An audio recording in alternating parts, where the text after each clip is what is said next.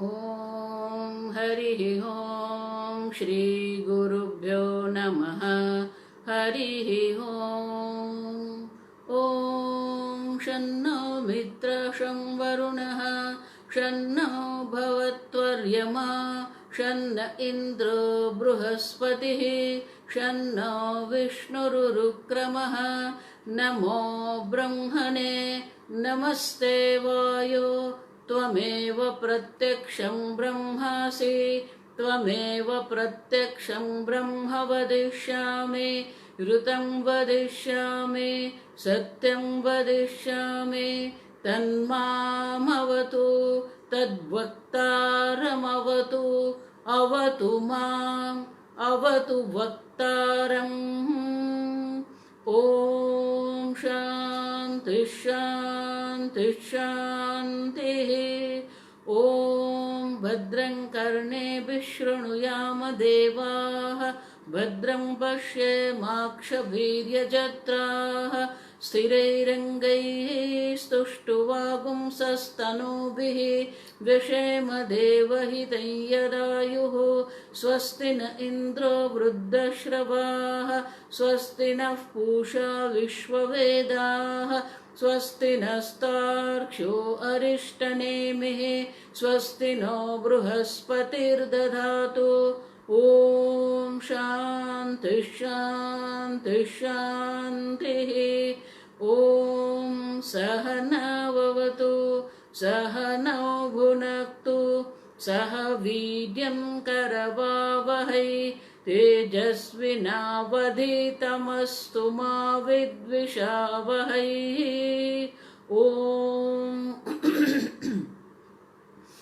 ॐ शान्ति शान्ति शान्तिः।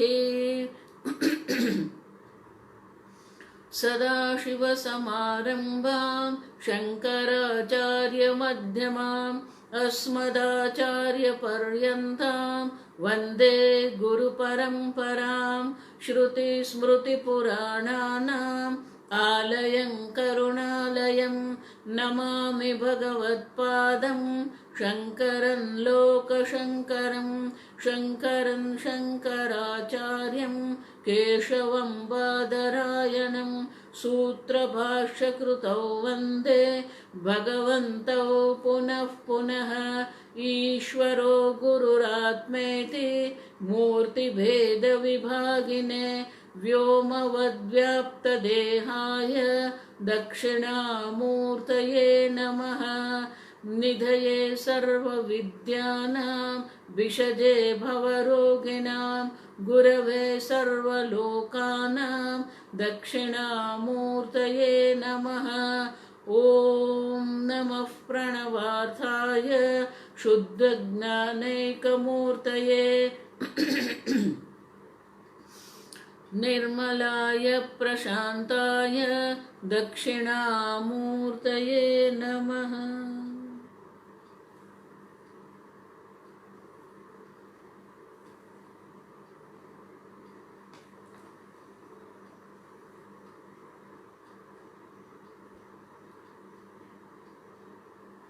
वेद अपौरुषेय। वेद पुरुष बुद्धि से उत्पन्न नहीं हुए हैं कल हमने देखा। और वेद ईश्वर की वाणी है। ईश्वर भी वेद ज्ञान का कर्ता नहीं है, ज्ञान है। सृष्टि है तब भी ज्ञान है, सृष्टि नहीं है तब भी ज्ञान तो है ही। आप समझो, तो ज्ञान है और ईश्वर अभिन्न निमित्त तो उपादान कारण है। एक दूसरा समझो, अगर ईश्वर अभिन्न निमित्त उपादान कारण है और उपादान कारण ईश्वर है तो ये जगत में जो भी कुछ है वो ईश्वर मात्र है।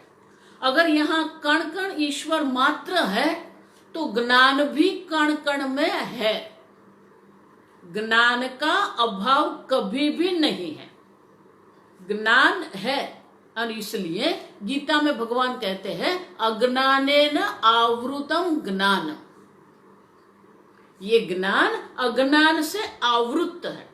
जैसे सूर्य बादल से ढक जाता है, तो सही मायने में तो सूर्य ढकता नहीं है, हमारी दृष्टि में पर्दा है, तो बादल हमारी दृष्टि को ढांक देता है। उसी प्रकार से हमारी जो दृष्टि है वो अज्ञान से ढकी हुई है।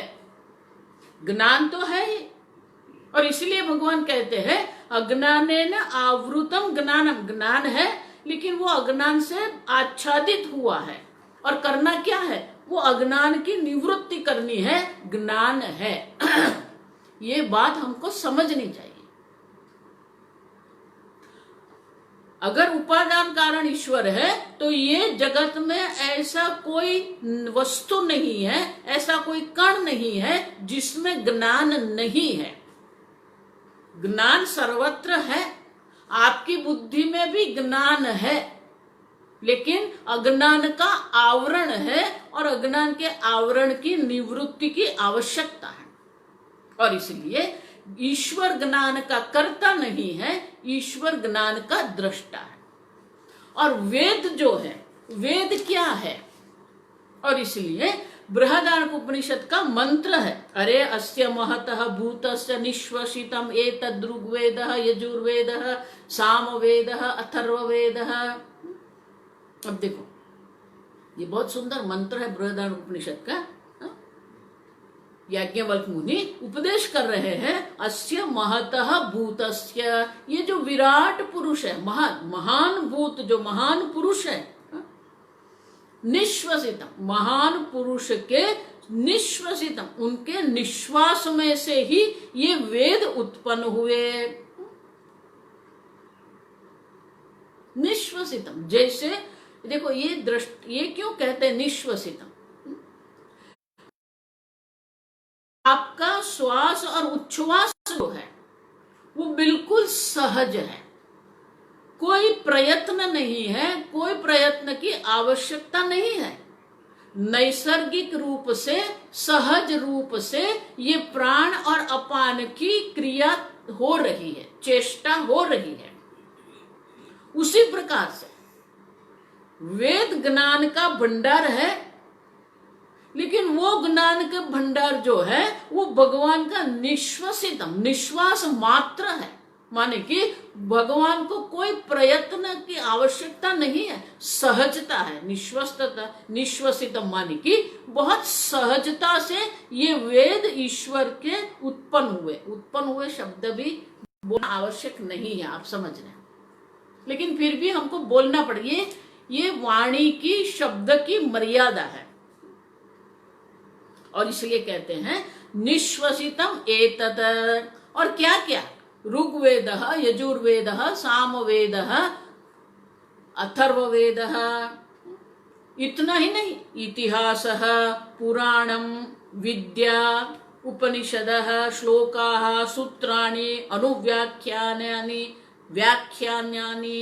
अब देखो, ये ईश्वर का निश्वास मात्र है। 4 वेद है, इतिहास मानी रामायण और महाभारत को हम इतिहास कहते हैं। पुराणम 18 पुराण है, विद्या उपनिषदः श्लोकाः सूत्राणि। ये उपनिषद जो है श्लोक है, सूत्र है। अनुव्याख्यानानि व्याख्यानानि इष्टम हुतम अशितम। इतना ही नहीं, जो भी कुछ आहुति दे जाती है, जो अन्न ग्रहण, अशितम जो अन्न ग्रहण करते हैं, पायितम जो पान करते हैं, अयम च लोकः परश्च लोकः, ये लोक और परलोक, सर्वाणि भूतानि, और सर्वभूत सर्व प्राणियों जो है सबका क्या है, एतानि सर्वाणि निश्वासितानि। ये सब प्राणी जो है वो भी भगवान से उत्पन्न हुए हैं, निश्वसितानि।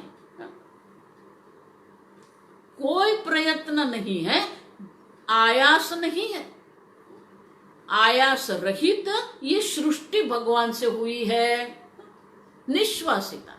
सर्वभूत भी, सर्वलोक भी, सर्वलोक में जो भोग्य पदार्थ है, भूत भूतानी माने कि जो भोक्ता है, ये जगत जो भोग्य है, भोक्ता भोग्य भोग, ये सब की उत्पत्ति ईश्वर से हुई है। जो विराट परमात्मा जो है, विराट परमात्मा के श्वास से ही, निश्वास से ये उत्पन्न हुआ है।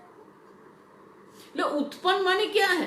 प्रकट हुआ है। अब देखो संस्कृत भाषा में नश शब्द है, नाशः। हम हर एक भाषा में, हिंदी में, गुजराती में भी यही शब्द है, नाशः। वो नाश शब्द का अर्थ जो है, वो नाश जो है उसका धातु है णश। आप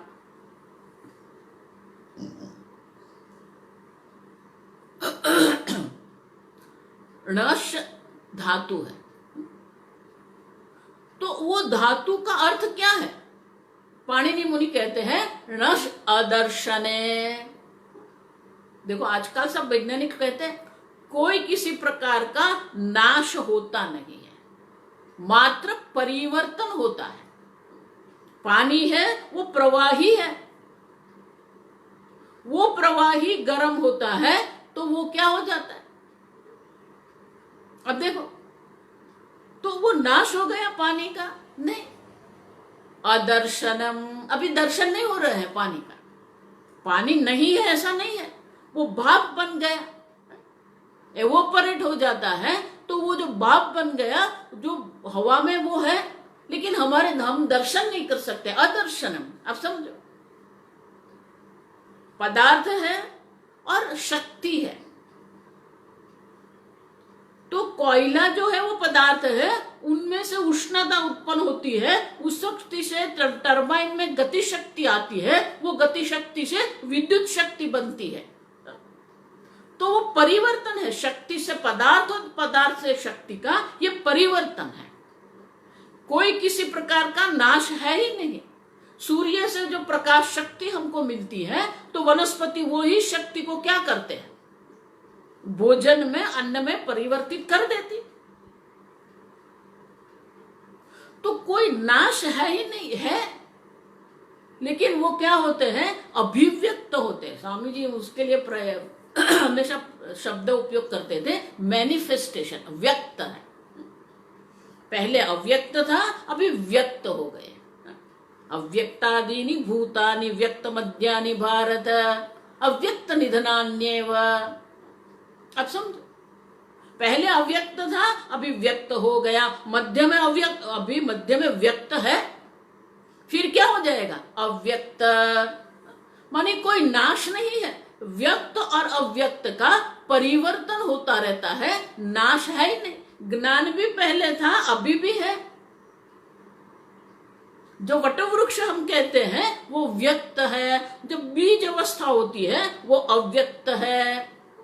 और इसलिए निश्वसितम जब हम कहते हैं, देखो मंत्र में उत्पन्न हुआ ऐसा शब्द नहीं है।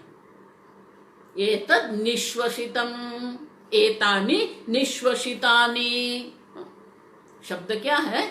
ये सब निश्वास हुआ है। निश्वास माने क्या है? जैसे प्रकट हुआ है। तो वेद अपौरुषेय है, वेद की उत्पत्ति नहीं है। वेद ईश्वर से प्रकट हुए, जो है अव्यक्त था वो व्यक्त हुआ है, वो प्रकट हुए हैं। और इसलिए ऋग्वेद हो या यजुर्वेद हो, सामवेद हो, ईश्वर ने उसकी उत्पत्ति नहीं की, उसको प्रकट किया है, व्यक्त किया है। एक मिनट।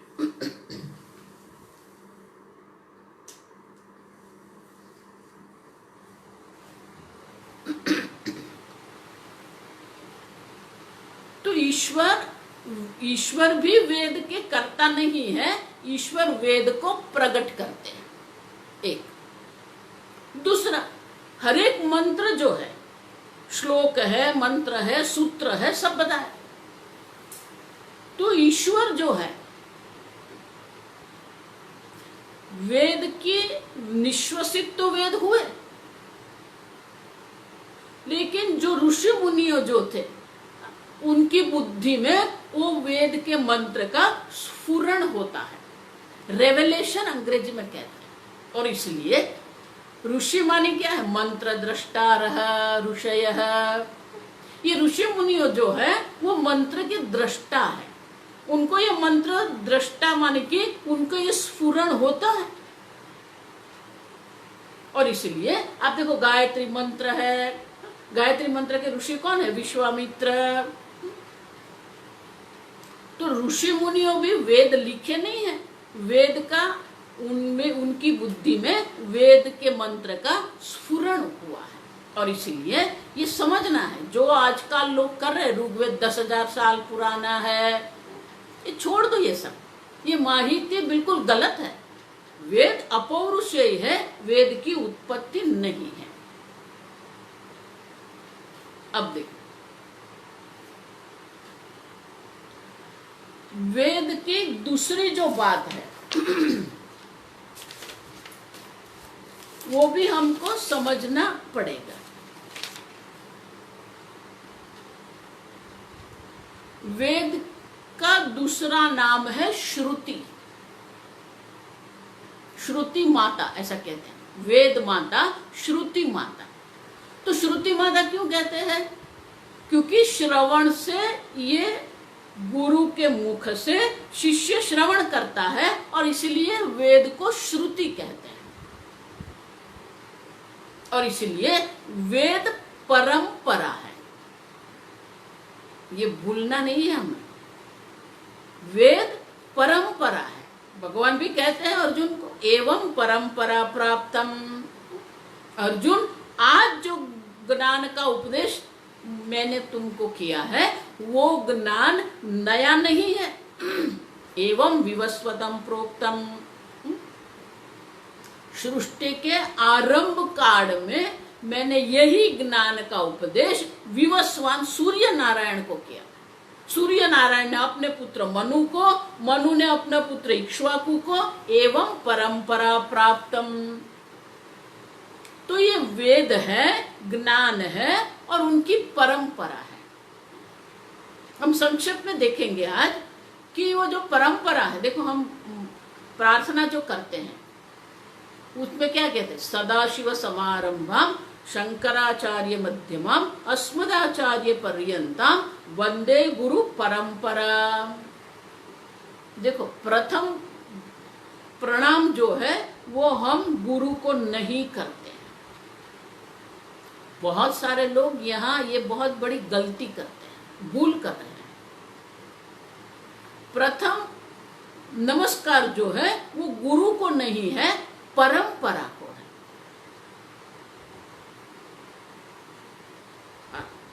सदाशिव समारंभाम,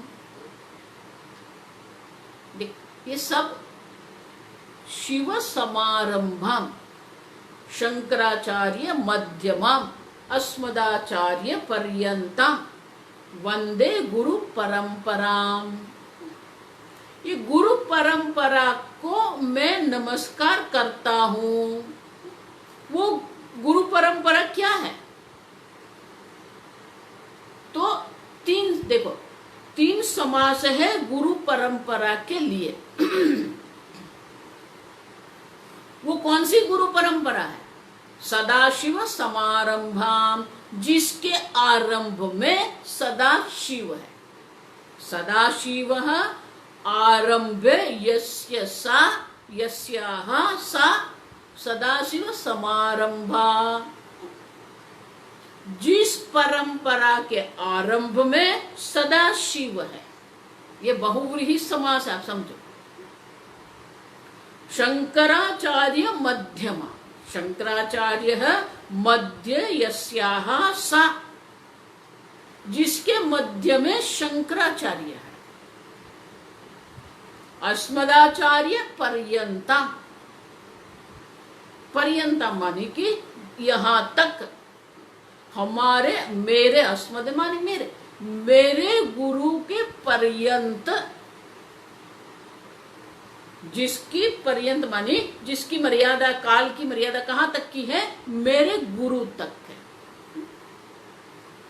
जिसका आरंभ शिव, सदाशिव से है और जो परंपरा मेरे गुरु तक है। वो परंपरा को मैं प्रणाम करता हूं। तो पहला प्रणाम किसको है? वंदे गुरु परंपराम। अब अलग अलग संप्रदाय वाले अलग अलग बोलेंगे। हम कहेंगे सदाशिव समारंभाम, दूसरे कहेंगे नारायण समारंभाम, रामानुजाचार्य मध्यमाम। सबकी अपनी संप्रदाय है और अपने संप्रदाय से वो बोलते हैं।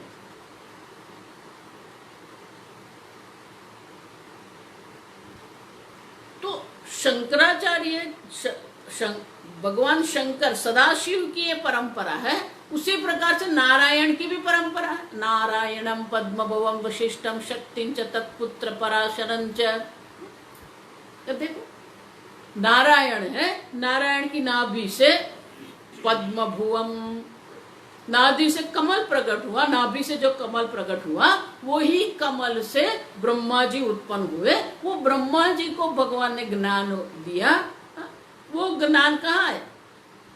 देखो नारायण पद्मभुवम वशिष्ठम, वो वशिष्ठ मुनि, ब्रह्मर्षि वशिष्ठ, शक्ति, पराशर, व्यास, ये सब परंपरा। शुकदेव है, शंकराचार्य जी है, शंकराचार्य जी के 4 शिष्य है, सुरेश्वराचार्य जी, पद्माचार्य, पद्मपादाचार्य, तोटकाचार्य। तो ये परंपरा है, नारायण की परंपरा है, सदाशिव की परंपरा है। मुंडक उपनिषद में भी ये ब्रह्मा जी की परंपरा है। प्रथमं संबभूव ब्रह्मणे अथर्वाय। ये ब्रह्मा जी जो है वो सर्वज्ञ है, हिरण्यगर्भ है। वो ब्रह्मा जी ने अथर्व को ये उपदेश दिया, अथर्व ने अंगिरा को दिया, अंगिरा ने भारद्वाज को उपदेश किया, भारद्वाज ने अथर्व ने अंगिरस को दिया, अंगिरस ने भारद्वाज को, और भारद्वाज ने अंगिरा मुनि को ये उपदेश किया। अब तो ये ब्रह्मा जी की परंपरा है। त्रिदेव कहते हैं ना, ब्रह्मा जी है, विष्णु है और सदाशिव है। तो वेद परंपरा से प्राप्त है, इसलिए श्रुति कहते हैं। वो वेद की 2 प्रकार की परंपरा है। आप समझ, एक श्रुति परंपरा है। श्रुति परंपरा माने कि शिष्य गुरु के पास श्रवण करते हैं और वही शिष्य श्रवण करने के बाद, वो ज्ञान की अनुभूति करने के बाद अपने शिष्य को श्रवण कराता है। तो ये श्रुति परंपरा, कर्ण परंपरा उसको कहते हैं। शिष्य के कर्ण में शिष्य गुरु बनता है और वो शिष्य जो गुरु बन गए वो शिष्य अपने शिष्य को सुनाता है, तो उसको कर्ण परंपरा कहते हैं। दूसरी जो है वो बिंदु परंपरा है। बिंदु परंपरा माने कि ये जो भगवान ने बताया ना, वो बिंदु परंपरा है। बिंदु माने अपने पुत्र को, विवस्वान ने अपने पुत्र मनु को, मनु ने अपने पुत्र इक्ष्वाकु को, इस प्रकार से ये बिंदु परंपरा। शक्ति ने अपने पुत्र पराशर को, पराशर ने अपने पुत्र व्यास को, व्यास ने अपने पुत्र शुकदेव को, ये बिंदु परंपरा। शंकराचार्य जी गीता के 13वें अध्याय में बहुत स्पष्ट रूप से कहते हैं, असंप्रदायवित मूर्खवत उपेक्षणीयम। गुरु कौन है? संप्रदायविद, जिसका संप्रदाय है, परंपरा है। असंप्रदायविद माने कि जिनका कोई संप्रदाय नहीं है, जिनका कोई गुरु नहीं है। शंकराचार्य जी कहते हैं सर्वशास्त्रज्ञो भी सर्वशास्त्र का वो विद्वान है, पंडित है, शास्त्रज्ञ है, लेकिन अगर उनकी कोई परंपरा नहीं है, संप्रदाय नहीं है, तो वो हमारे काम का नहीं है। उनको मूर्खवत उपेक्षणीय, जैसे कोई मूर्ख है उनसे साथ हम कोई वाद विवाद नहीं करते, कोई चर्चा नहीं करते, उनकी उपेक्षा करते हैं।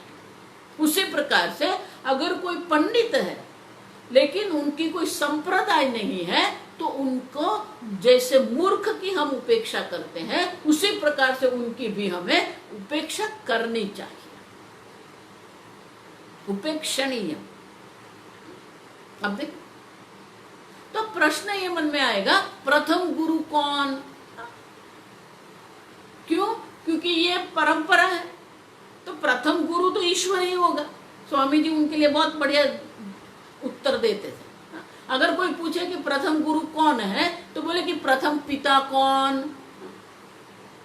देखो ये दृष्टांत बहुत सुंदर। प्रथम पिता कौन? उनके भी पिता, उनके भी पिता, उनके भी पिता होने चाहिए। क्यों? क्योंकि मैं यहाँ हूं, आप यहाँ हैं, माने आपके पिताजी, उनके भी पिताजी, उनके भी पिताजी होने चाहिए। क्योंकि वो है, आप है तो आपके पिताजी, उनके भी पिताजी होना चाहिए। तो प्रथम पिता कौन है? परमात्मा प्रथम पिता है। परम पिता परमात्मा ऐसे बोलते हैं ना हम लोग, परम पिता परमात्मा। तो ये परमात्मा जो है परम पिता है, प्रथम है। परम माने अंतिम, उनके कोई पिताजी नहीं है। ईश्वर, शंकर भगवान का एक नाम है ईश्वराय नमः। ईश्वर को मैं नमस्कार करता हूं। फिर आया अनीश्वराय नमः। ये अनीश्वराय नमः, ये तत्पुरुष नहीं है। न ईश्वर अनीश्वर नहीं है, जो ईश्वर नहीं है नहीं। जिसका कोई ईश्वर नहीं, ईश्वर न विद्यते यस्य सः अनीश्वरः। जिसका कोई ईश्वर नहीं है, पूज्य स्वामी जी हमेशा बोलते हैं, जिसका कोई बाप नहीं है, ऐसा बोलते। अनीश्वर, ईश्वर परम पिता है, परम गुरु है, प्रथम है, और ये परंपरा है। भगवान भी वही गीता में कहते कि अर्जुन ये परंपरा मैंने प्रारंभ किया है। इसका अर्थ ये हुआ जब से सृष्टि है तब से ये परंपरा है। ये परंपरा का आरंभ सृष्टि के आरंभ से ही है। वेद भी सृष्टि के आरंभ से है, माने कि जितनी पुरानी ये सृष्टि है उतने पुराने वेद है और उतनी पुरानी ये परंपरा है। अब समझना है, ईश्वर ने ये आरंभ किया है और हम अभी अध्ययन कर रहे हैं। माने क्या है, स्वामी जी हमेशा कहते हैं हमको गौरव होना चाहिए कि वो परंपरा में हम श्रवण कर रहे हैं, माने कि वो परंपरा से हम जुड़े हुए हैं। गुरु है, गुरु के अपने भी गुरु है, उनके भी गुरु है, तो हमारा ज्ञान सीधा कहां तक जुड़ा हुआ है? परमात्मा से जुड़ा हुआ है। ये अनंत काल से ये परंपरा चल रही है, उनका कोई आरंभ, कोई इतिहास नहीं है। वेद परंपरा से, और इसलिए शंकराचार्य जी कहते हैं कि अनंत काल से जो परंपरा चल रही है वो परंपरा से जो प्राप्त ज्ञान है वही ज्ञान है। और इसलिए भगवान को भी कहना पड़ा अद्य मानी आज, अर्जुन आज आपको मैंने जो उपदेश किया है वो उपदेश कोई नया नहीं है, एवं परंपरा प्राप्त, ये परंपरा से प्राप्त है। और इसलिए हमको गौरव होना चाहिए कि हम यही परंपरा में अध्ययन कर रहे हैं। और अगर हम अध्ययन कर रहे हैं तो हम शंकराचार्य से भी जुड़ गए और सदाशिव से भी जुड़ गए। सदाशिव समारंभम शंकराचार्य में। अगर मैं भाष्य पढ़ रही हूं तो भाष्य पढ़ रही हूं, इसका अर्थ ये हुआ कि हम शंकराचार्य जी से जुड़ गए हैं। और इतना ही नहीं, ये परंपरा को देखो, ये गुरु जब ज्ञान देते हैं तो ज्ञान की कोई सही मायने में कोई दक्षिणा नहीं होती है। आप समझ, जो आपको ब्रह्म ज्ञान कराते हैं वो गुरु को क्या आप दे सकते हैं? आपको जो समझा रहे कि आप अनंत ब्रह्म है, अनंत स्वरूप है, अनंत चैतन्य स्वरूप आप है, वो अनंत का अनंतता का जो ज्ञान करने वाला है, वो ज्ञान कराने वाला जो है, उनको आप क्या दे सकते हैं? अब जो भी देंगे वो तो अंतमान होगा, अनंत नहीं होगा। इसीलिए गुरु ऋण जिसको हम कहते हैं, ऋषि ऋण जिसको हम कहते हैं, वो ऋषि ऋण हम कभी फेड़ नहीं सकते हैं। आप समझना, वो कभी हम चुका सकते नहीं है। तो स्वामी जी हमको कहते थे कि गुरु ऋण अगर है, हमको कोई अल्प प्रयत्न करना है गुरु ऋण को चुकाने के लिए, तो एक ही है कि ये परंपरा को हम चालू रखें। वो परंपरा जो है वो सांप्रत काल में जो परंपरा है वो भविष्य काल में भी रहनी चाहिए। गुरु ने हमको उपदेश किया है, हम अपने शिष्य को उपदेश करें, तो ये परंपरा है। गुरु जी ने ज्ञान दिया तो वही ज्ञान हमारे पास रखना नहीं है। देखो बहुत सारी वेद की शाखाएं जो है ये अपने पास रखने में ही लुप्त हो गई है। बहुत सारे वेद जो है वो लुप्त हो गए। क्यों? क्योंकि वेद व्यास जी ने जो ये वेद जो थे 4 वेद कर दिए, 4 शिष्य को ये वेद दिया, वेद का उपदेश कर दिया, और उन्होंने शाखा बनाई। वो शाखा का भी एक एक शाखा के एक एक ब्राह्मण परिवार को दिया था। अब जब वो ब्राह्मण परिवार लुप्त हो गया तो वो शाखा भी लुप्त हो गई। माने कि वो वेद की जो परंपरा थी वो वहां लुप्त हो गई है। लेकिन हम अभी भी ये शास्त्र अध्ययन कर रहे हैं, तो ये परंपरा में हम हैं। हमको ये गौरव होना चाहिए कि ये वेद अध्ययन हम कर रहे हैं, शास्त्र अध्ययन हम कर रहे हैं, उपनिषद का अध्ययन हम कर रहे हैं, भाष्य का अध्ययन हम कर रहे हैं। तो हम कौन है? ये परंपरा में हम जुड़ गए हैं। ये हमारे लिए गौरव की बात होनी चाहिए। और इसलिए शास्त्र परंपरा से आप समझ रहे कोई ये जगत में कोई स्वयंभू गुरु नहीं है। मैं किसी की टीका नहीं कर रही हूं, मैं किसी की निंदा नहीं कर रही हूं, लेकिन ये हकीकत है, वास्तविकता है कि कोई स्वयंभू गुरु नहीं हो सकता है। गुरु बिना किसी को ज्ञान हो ही नहीं सकता। अगर कोई कहे मैं हिमालय में 20 साल रहा, वहां मुझे ज्ञान हो गया, अशक्य। ये सब आएगा उपनिषद में, ये सब आने वाला है। कोई स्वयंभू गुरु नहीं हो सकता है। और इसीलिए शंकराचार्य जी कहते हैं असंप्रदायविद। आप अगर समझते होंगे मैं पढ़ लूं और मुझे ज्ञान हो जाएगा,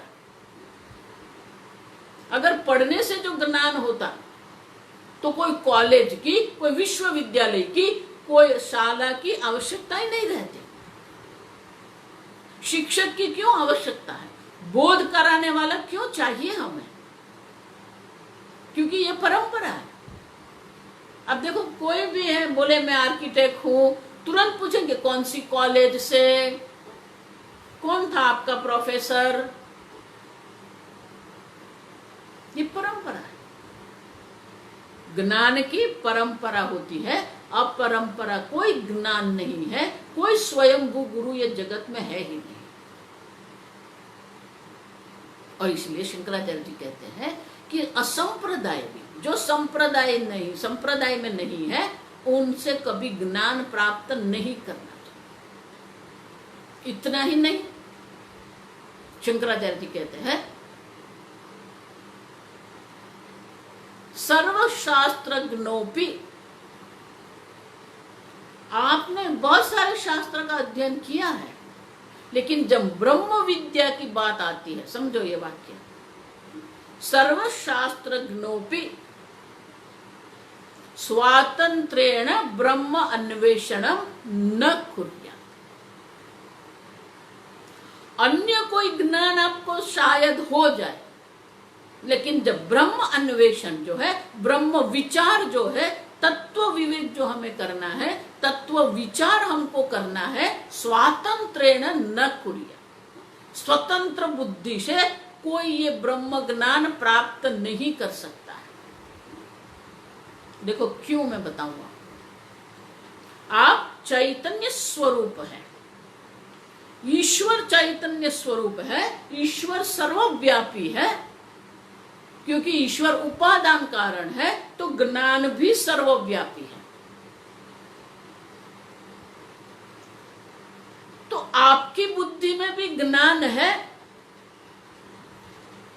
ज्ञान सर्वव्यापी है, आप समझो।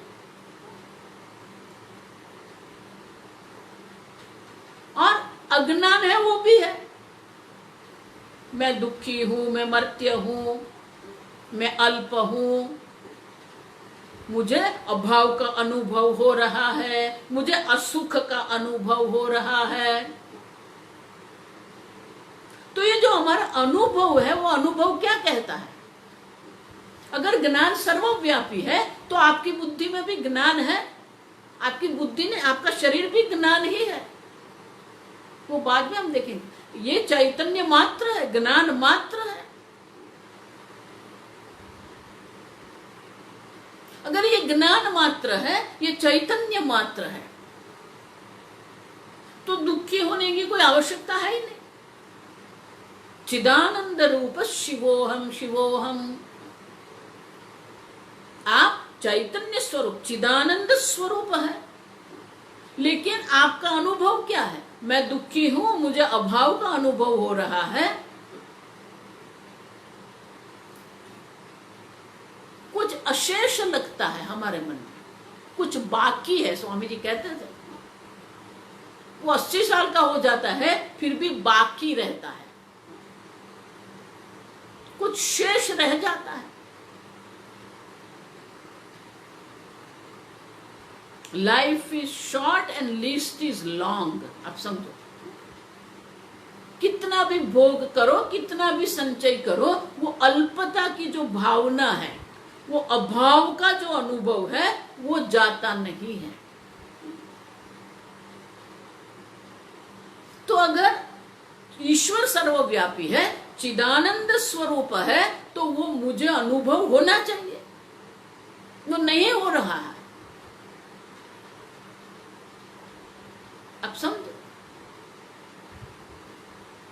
तो जो चैतन्य स्वरूप आत्मा है, आनंद स्वरूप है, और आपका अनुभव, वो दोनों विरुद्ध है।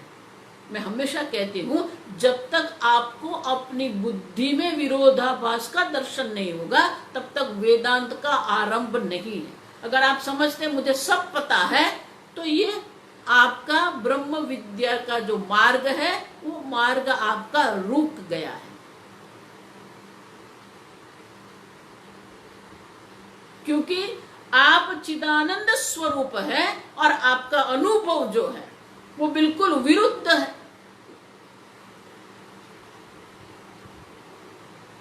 और इसलिए शास्त्र जो है कहते हैं कि एक ही कारण हो सकता है कि आप अपने को चिदानंद स्वरूप जानते नहीं हो, अज्ञान उसको कहते हैं।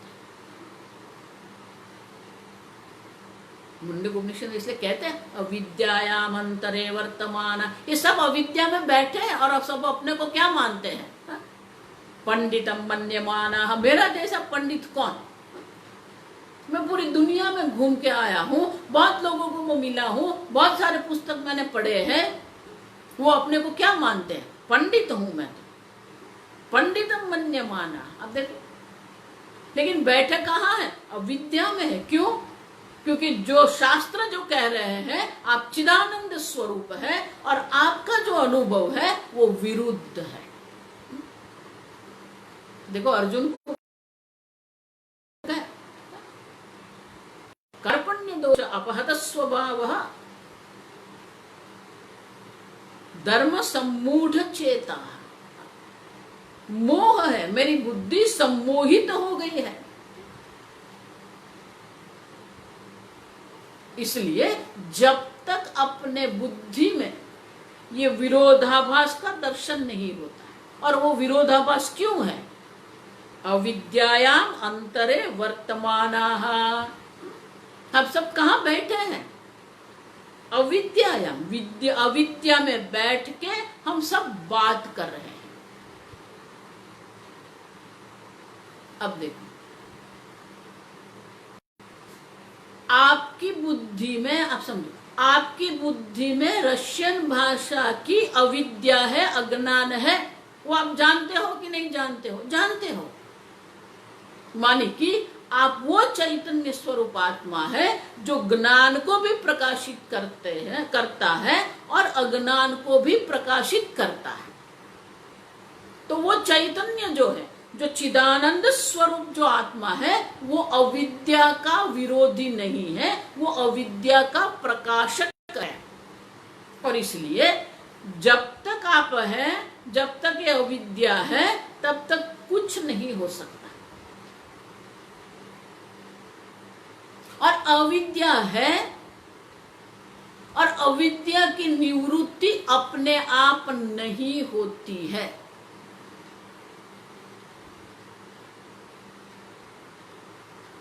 अज्ञानेन आवृतम ज्ञानम, भगवान क्या कहते हैं? ये अज्ञान है।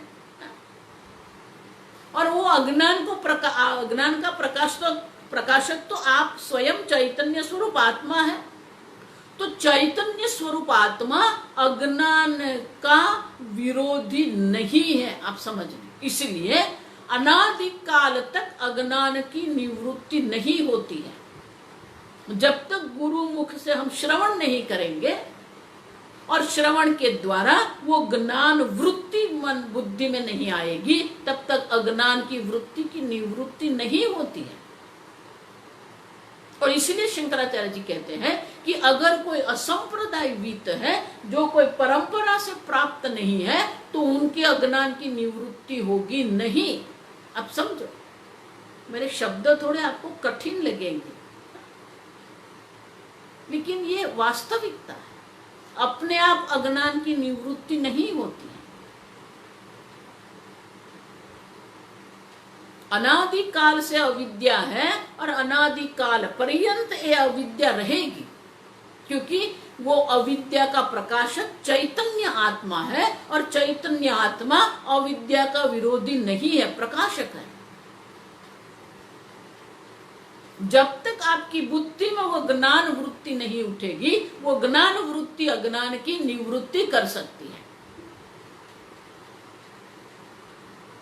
और इसलिए अन्य बुद्धि, देखो, गुरु शब्द भूल जाओ, थोड़े समय के लिए ये गुरु शब्द भूल जाओ। अब देखो, आपकी बुद्धि में अज्ञान है और आपको वो बुद्धि की आवश्यकता है जो बुद्धि में अज्ञान नहीं है, जो बुद्धि में अज्ञान की निवृत्ति हो गई है।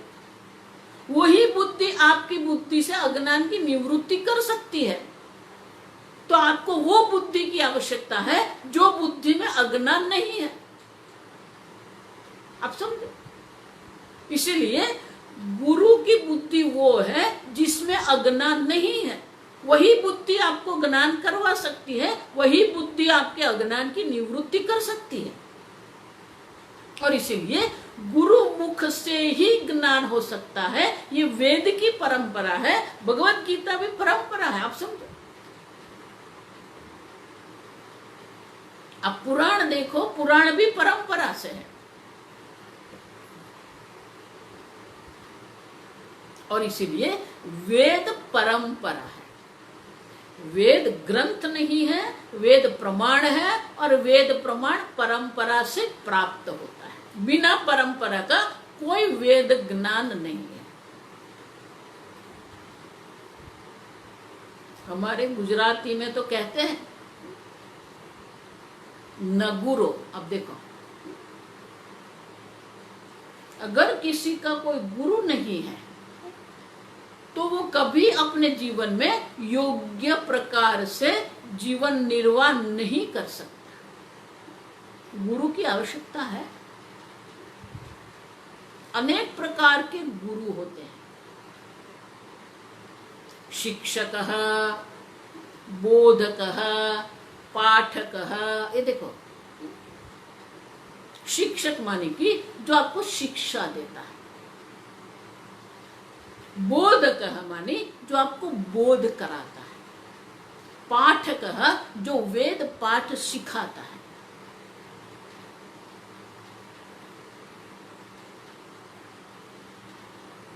आचार्यः गुरुः,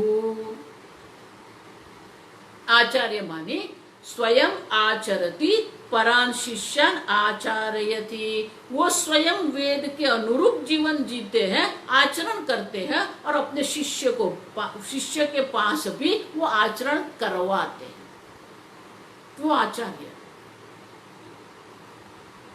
आचिनोति शास्त्राणि, वो शास्त्र का संचय करते हैं, मंथन करते हैं, चिंतन करते हैं और उपदेश करते हैं। गुरु, गुरु किसको कहेंगे? गुकारः अंधकारः रूकारः तन्निवर्तकः। गु अक्षर का अर्थ होता है अंधकार, रू अक्षर का अर्थ है प्रकाश। अंधकार निवर्तकत्वात् गुरु इति अभिधीयते, जो बुद्धि में रहा अज्ञान के अंधकार की जो निवृत्ति करने वाला है वो गुरु है।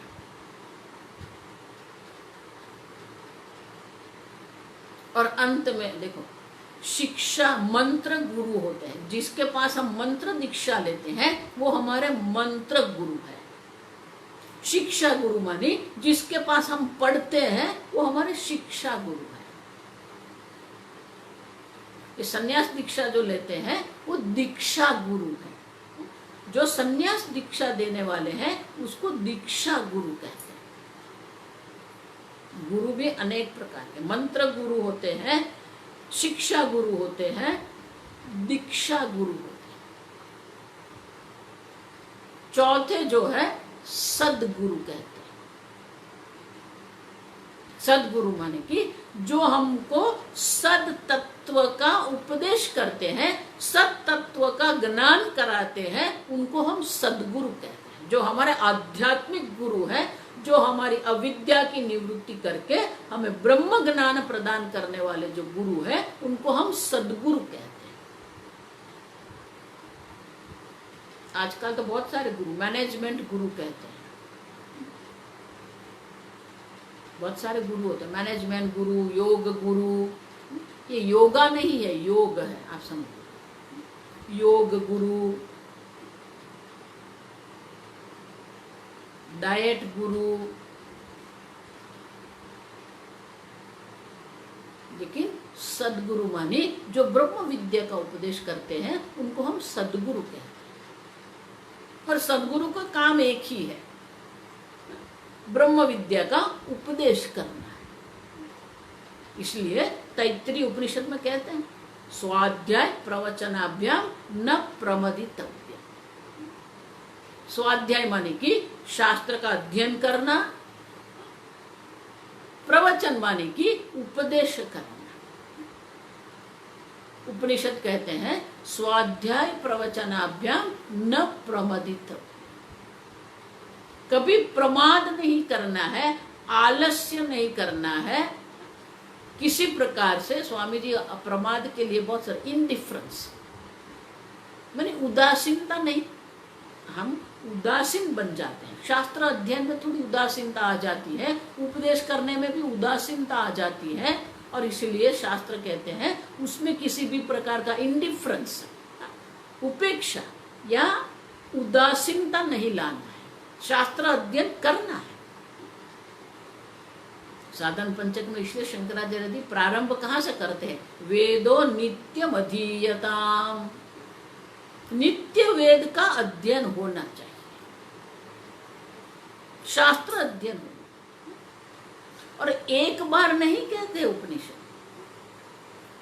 देखो, समश्च स्वाध्याय प्रवचनाभ्याम, दमश्च स्वाध्याय प्रवचनाभ्याम, आचार्यश्च स्वाध्याय प्रवचनाभ्याम, अग्निहोत्रश्च स्वाध्याय प्रवचनाभ्याम, अग्नयश्च स्वाध्याय प्रवचनाभ्याम। आप शमः दमः ये सब सद्गुण है, उनके साथ स्वाध्याय और प्रवचन भी होना चाहिए। अग्निहोत्र कर्म कर रहे हैं, उनके साथ भी यह स्वाध्याय प्रवचन होना। अतिथयश्च स्वाध्याय, अतिथि हमारे घर में आते हैं, अतिथि का हम सम्मान करते हैं, अतिथि को हम भोजन कराते हैं, स्वाध्याय प्रवचनाभ्याम। अब देखो, माने कि आपका जो जीवन है, जीवन निर्वाह कर रहे हैं, आप आपका जीवन निर्वाह करते रहो। प्रजाश्च स्वाध्याय प्रवचनाभ्याम, प्रजनश्च स्वाध्याय प्रवचनाभ्याम। अब देखो, प्रजनश्च प्रजोत्पत्ति करते हैं, उसके साथ भी स्वाध्याय प्रवचन तो होना ही चाहिए। अग्निहोत्र कर्म कर रहे हैं, स्वाध्याय प्रवचन होना ही चाहिए। अतिथि आए, स्वाध्याय प्रवचन होना ही चाहिए। प्रजाश्च स्वाध्याय प्रवचनाभ्याम, माने आपके जीवन के कोई भी अवस्था है, किसी भी प्रकार की परिस्थिति में आप हैं, स्वाध्याय और प्रवचन हमेशा होते रहना चाहिए, क्योंकि ये परंपरा है। अगर गुरु ही शास्त्र अध्ययन नहीं करते हैं तो शिष्य कैसे करेंगे? तो गुरु शास्त्र अध्ययन करते हैं और प्रवचन करते हैं, माने कि अध्ययन कराते हैं, अध्यापन कहते हैं संस्कृत में। अध्ययन करना और कराना, ऐसे हिंदी में हम कहते हैं। संस्कृत में कहते हैं अध्ययन, अध्यापन। अध्यापन माने अध्ययन कराना। तो अध्ययन और अध्यापन दोनों हमारे जीवन में होना चाहिए। तो सद्गुरु वो है जो स्वाध्याय भी करते हैं और प्रवचन भी करते हैं। और सद्गुरु का एक ही लक्ष्य है कि शिष्य की बुद्धि से अज्ञान की निवृत्ति कैसे हो जाए, वो आएगा। ये पंचदशी का जो मंगलाचरण है वो यही बताते हैं कि गुरु जी का काम यही है कि अज्ञान जो है वो अज्ञान की निवृत्ति करना है। और इसीलिए वेद परंपरा है, ये परंपरा से ही प्राप्त हो सकता है, स्वयंभू नहीं हो सकता। आजकल आप देखेंगे बहुत सारे लोग हैं, अपने आप ही पढ़ लेते हैं और अपने आप ही पढ़ाते हैं, और सब मानते हैं कि हाँ वो बहुत बड़े विद्वान हैं।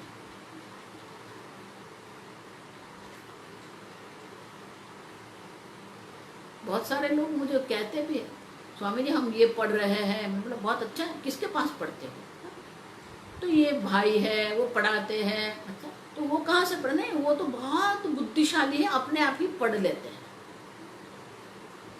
कितने भी बुद्धिशाली आपको, लेकिन ब्रह्म विद्या की जब बात आती है, आत्म तत्व की जब बात आती है, तो स्वतंत्र रूप से आप वो ज्ञान प्राप्त नहीं कर सकते।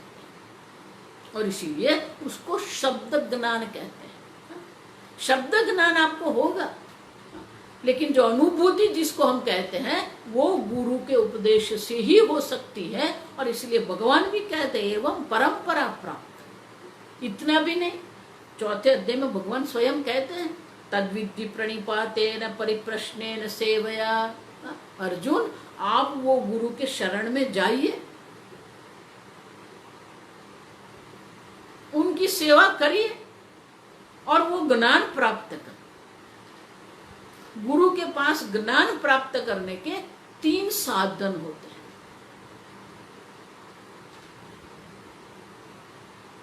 अर्थेण, धन से, आजकल जो हो रहा है ना, ट्यूशन फी हम भरते हैं और ज्ञान प्राप्त करते हैं। अर्थेण, जैसे महाभारत में भी है, कुरुवंश में द्रोणाचार्य को रखा था। अर्थेन,